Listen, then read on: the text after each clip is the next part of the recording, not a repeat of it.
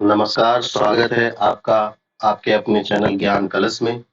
आज हम लोग कुछ ओमास आंसर शीट को फिल करने से रिलेटेड सावधानियां और टिप्स पे बात करेंगे। तो चलिए शुरू करते हैं। तो सबसे पहले कुछ बातों पे ध्यान दे लेते हैं। जैसे जो ओमास शीट आपको मिलती है वो कुछ इस तरह से होती है, स्क्रीन पे आप देख सकते हैं। ये एक मॉडल कह सकते हैं, मॉडल ओमार शीट है ना? आपका जो एग्ज़ाम में मिलेगा वो हो सकता है कि इससे डिफरेंट हो। ये केवल समझने के लिए है ना? कुछ कॉलम उसमें कुछ चीज़ें एक्स्ट्रा हो सकती हैं या जो इसमें है वो उसमें ना हो। तो केवल इसमें समझने वाली बातें हैं कुछ, उसको आपको जानना चाहिए। सबसे पहली बात तो ओमार शीट को आपको जैसी अवस्था में मिले वैसे ही मतलब सुरक्षित रखना है। वो कटे-फटे नहीं, उसमें कहीं भी और कुछ भी नहीं लिखना है। जैसे उसमें साइड में जैसे ये सब जगहें खाली हैं तो यहाँ ना तो कुछ भी लिख देना है, अपना रोल नंबर नहीं लिखना है यहाँ पे, ना तो नाम लिख देना है। मतलब जहाँ पे जो लिखने को दिया गया है वहीं पे चीज़ें लिखनी है। एक्स्ट्रा में ना तो कुछ लिखना है, ना तो रफ करना है, ना कुछ करना है। ना तो फ्रंट में, ना तो बैक में, है ना? जैसे अगर ये ओमार शीट दिया हुआ है यहाँ पे, तो ये नहीं कि अब यहाँ पे जगह खाली है तो यहीं पे कुछ कैलकुलेशन कर ले रहे हैं, यहाँ पे नाम लिख दे रहे हैं, रोल नंबर लिख दे रहे हैं। ये सब नहीं करना है, नहीं तो आपकी ओमार चेक ही नहीं होगी। ठीक है? फिर व्हाइटनर और ब्लेड का प्रयोग नहीं करना है। जैसे मान लीजिए किसी का कुछ गड़बड़ हो जाता है तो व्हाइटनर लगाने लगते हैं, ब्लेड लगाने लगते हैं। तो ये मतलब नहीं करना चाहिए, ये ऐसा ही गाइडलाइन होती है उसमें, पर लोग करते हैं। अब थोड़ा चेक भी हो जाता है, लेकिन आपको प्रयास करना है कि गलत ही ना हो। गलत ही नहीं होगा तो व्हाइटनर और ब्लेड का प्रयोग करने की समस्या ही नहीं आएगी। आपको जब ओमार शीट मिलेगा तो उसमें पीछे की तरफ उसमें गाइडलाइंस लिखी होती है, क्या-क्या फॉलो करना है। जैसे यहाँ पे कुछ लिखे हुए हैं कि केवल नीले, यहाँ पे आप देख सकते हैं स्क्रीन पे, ये कि केवल नीले और काले बॉल पॉइंट पेन का प्रयोग करें, है ना? यहाँ पे। तो पेन से रिलेटेड इसमें एक बात होती है कि जैसे आप जो भी काला या नीला पेन प्रयोग करते हैं नॉर्मली, उसकी जो निब होती है वो पतली होती है। लेकिन कुछ पेन आते हैं जो इस ओमार शीट को ही भरने के हिसाब से बने होते हैं, वो मोटे चलते हैं, उनकी निब जो है मोटी होती है। तो आप वो ले सकते हैं, 10 रुपए का आता है वो पेन, तो वो आप ले लीजिए, तो उससे आसानी से जो गोला मार्क काला करना होता है वो जल्दी होता है। तो यहाँ पे देखिए लिखा हुआ है, please do not make any stray mark on answer sheet, है ना? और do rough work must not be done on the answer sheet. मतलब ना तो आपको कोई मार्क लगाना है आंसर शीट पे, ना तो कोई रफ वर्क करना है आंसर शीट पे। अगर ऐसा करते हैं तो आपकी ओमार चेक ही नहीं होगी। दूसरी बात कि जो सर्किल है उसको डीपली डार्क करना है ना? ये नहीं कि थोड़ा सा बस ऐसे किए और चल दिए। पूरा एकदम जैसे यहाँ पे दिया हुआ है कि ये जो गलत मार्किंग है, जो आप अगर आप ऐसा कुछ करते हैं तो आपका आंसर माना ही नहीं जाएगा। जैसे अगर गोले पे आपने सही का निशान लगा दिया है, ये वाला, अगर आपने उस पे क्रॉस कर दिया या उस पे एक बिंदी रख दी या आधा गोला काला किया है इस तरह से भी, या उसमें बीच में एक लाइन खींच दिया, है ना? तो वो नहीं माना जाएगा आपका। जैसे मान लीजिए अगर ये आपको सर्किल दिया हुआ है तो इसको आपको पूरा डार्क करना होगा, तभी ये सही माना जाएगा। इसके अलावा आप कुछ भी करेंगे वो गलत माना जाएगा, आपका चेक ही नहीं होगा, वो क्वेश्चन ही नहीं चेक होगा। करेक्ट मार्किंग आप देख सकते हैं इस तरह से करना है। अब कुछ देख लेते हैं क्या-क्या चीजें रहती हैं ओमार शीट में जिसको आपको भरना होता है। पहला तो नाम दिया हो सकता है, अगर नाम नहीं दिया होगा तो रोल नंबर लिखने को दिया होगा। जैसे यहाँ पे नाम दिया है तो ब्लॉक में दिया है मतलब कैपिटल लेटर में लिखना है ना? जैसे किसी का नाम अमित है तो AMIT, फिर एक कॉलम गैप करके फिर अपना आगे का नाम लिखेगा। रोल नंबर दिया है तो हो सकता है पहले शब्द में दिया हो, जैसे ओमार शीट में कुछ में लिखा रहता है कि वर्ड्स में लिखिए, है ना? तो उसमें अंकों में नहीं लिखना है। फिर 1 है तो ON 1 2 ऐसे करके लिखना है। जैसे मान लीजिए अगर किसी का रोल नंबर है, समझने के लिए लिख सकते हैं, मान लीजिए किसी का रोल नंबर है 79502, अब इसको वर्ड में लिखना है तो एक एक अंक का लिखते जाएंगे, जैसे 7 लिखेंगे, फिर 9 लिखेंगे, फिर 5 लिखेंगे, है ना, ऐसे लिखते जाएंगे। तो आपका नाम हो सकता है या रोल नंबर हो सकता है, आपको देख लेना है कि जो पूछा गया है वही लिखना है, उसमें गड़बड़ी नहीं करना है। ठीक, यहाँ पे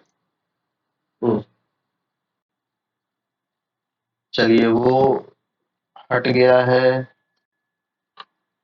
1 मिनट।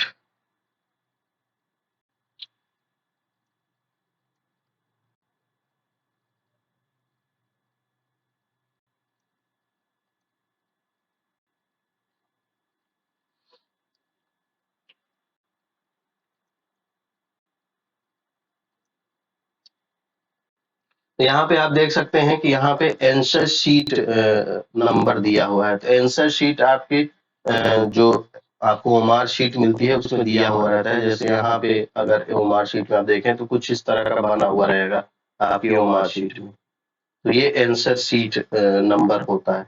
कभी कभी क्या होता है कि आपके जो क्वेश्चन पेपर मिलेगा उसमें भी एक नंबर दिया होता है और आंसर शीट में भी नंबर। तो कुछ कुछ एग्जामों में दोनों का नंबर क्या होता है, सेम होता है ना। तो आपको देख लेना है कि आपका पहले ही देख लेना है कि दोनों का नंबर सेम है कि नहीं है, फीलिंग करने में आसानी हो जाती है। फिर डेट ऑफ एग्जाम होगा तो उसको आपको भरते जाना है, डेट, फिर मंथ, फिर ईयर, फिर ये सब नहीं रहता है। जैसे परीक्षार्थी के हस्ताक्षर हो सकता है, रहता है, तो आपको साइन करना है। यहाँ पे सबसे महत्वपूर्ण ये होते हैं जहां से आपको सर्किल को डार करना रहता है। तो जैसे क्वेश्चन बुकलेट नंबर, तो क्वेश्चन बुकलेट नंबर में मतलब जो आपको पेपर मिला होगा उसमें कुछ नंबर होगा, है ना। जैसे इसमें 6 अंक है तो 6 अंक का नंबर रहेगा। जैसे मान लीजिए 1 2 3 4 5 6 किसी का नंबर है, तो पहले आप यहाँ नंबर भरेंगे, फिर उसके नीचे उसी नंबर को डार्क करेंगे। जैसे वहां पे 1 है तो 1 यहाँ पे ये है तो इसको डार्क करेंगे, है ना, एक ही डार्क करना है। फिर 2 है तो इसके नीचे 2 को डार्क करेंगे, फिर 3 है तो 3 को डार्क करेंगे, 4 है 4 को डार्क करेंगे, ऐसे ही 5 के नीचे 5 को, 6 के नीचे 6। बहुत ध्यान से करना है, अगर ये गड़बड़ हो जाता है, क्योंकि ओएमआर शीट जो चेक होती है वो डार्क सर्किल्स पे ही आधारित होती है ना। मान लीजिए आपके नाम लिखने में, ये लिखने वाले में गड़बड़ हो जाए तो चलिए चल सकता है, लेकिन वो भी नहीं करना है। लेकिन अगर डार्क करने में हो गया तो उसमें कुछ कोई नहीं कर सकता है। फिर ये बुकलेट नंबर, फिर रोल नंबर आपको देखना है, ऐसे ही रोल नंबर भरना है, फिर उसको डार्क करना है। 2 3 4 5 करके रोल नंबर है तो 2 के नीचे 2 को डार्क करेंगे, फिर 3 को डार्क करेंगे, है ना। इस तरह से आप ये पोस्ट वोस्ट तो रहेगा नहीं आप में, ये भी नहीं रहेगा, ये भी नहीं रहेगा। फिर यहाँ पे देख लीजिए, फिर क्वेश्चंस आ जाएंगे। तो क्वेश्चंस के करते समय कुछ टिप्स हैं। सबसे पहले तो आप क्या कर सकते हैं कि आपको जितने क्वेश्चंस आ रहे हैं, आप बिना जिनमें आपको बिल्कुल सोचने की जरूरत ही नहीं पड़ रही है, आपको डायरेक्ट पता है कि हाँ यही होगा 100%, तो सबसे पहले आप उनको करते जाइए, है ना। जैसे आपके एग्जाम में 75 क्वेश्चंस है ना, और 90 मिनट है आपके पास। तो आप क्या कीजिए कि लगभग आधे घंटे के अंतर्गत आप एक बार पूरे ऐसे क्वेश्चंस देख लीजिए जो आपको बिल्कुल आते हैं 100%। तो मान लीजिए कोई स्टूडेंट है जिसको 30 से 40 क्वेश्चंस के बीच में आ रहे हैं पहली बार में, तो आपको क्या करना है कि पहले इन क्वेश्चंस को डार्क कर लेना है ओमार पे, है ना। ये नहीं कि आप एक क्वेश्चन कर रहे हैं फिर उसको ओमार पे कर रहे हैं, फिर दूसरा कर रहे हैं, फिर ओमार पे डार्क कर रहे हैं, ऐसे में टाइम ज्यादा लगता है। पहले आप जो क्वेश्चन पेपर मिला है उस पर टिक मार लीजिए कि हाँ इसमें इसका होगा, ये सही होगा। फिर आप एक साथ जब एक बार में पूरे क्वेश्चन कर लिए कि हाँ 30 से 40 मुझको 100% आ रहे हैं, तो उसको आप जाइए ओमार पे, उसको डार्क करना शुरू कीजिए। जैसे पहले का मान लीजिए यहाँ 15 नंबर का आपको लग रहा है कि सी होगा, तो 15 के सामने वाले पे सी पे काला करिए। फिर 18 में ए लग रहा है तो ए पे कीजिए।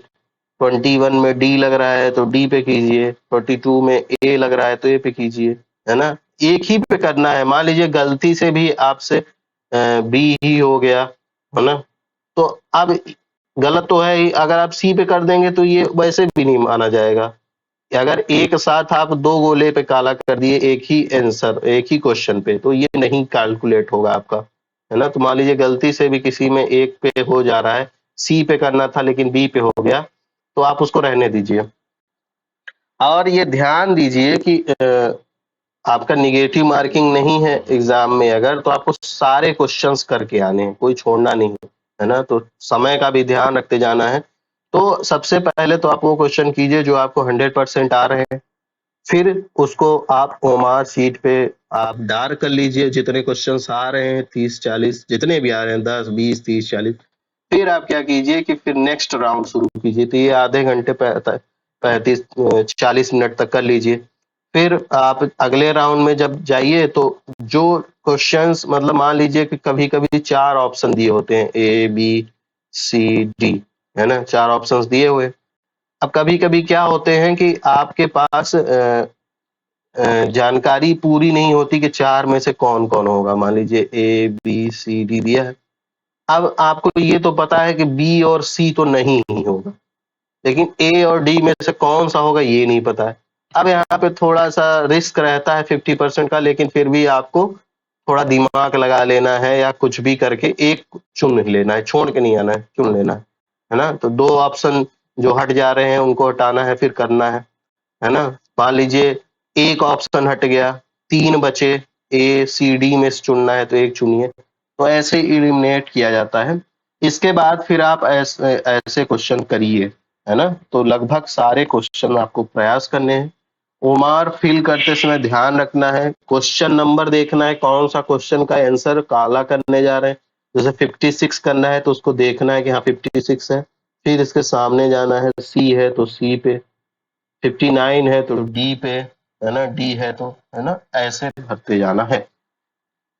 ये ओमार शीट एक और दी हुई है ना? जैसे इसमें रोल नंबर दिया हुआ है, रोल नंबर आपका होगा ही, क्वेश्चन बुकलेट नंबर होगा ही, सेट भी रहता है, सेट आपको जरूर डालना है। क्वेश्चन आप पेपर जो मिला होगा, पेपर मिलेगा उसमें ए बी सी डी में से कोई सेट रहता है, तो आपको जो सेट रहेगा उसको भरना है। जैसे ए है तो ए यहाँ भरना है, उसको यहाँ पे डार्क करना है।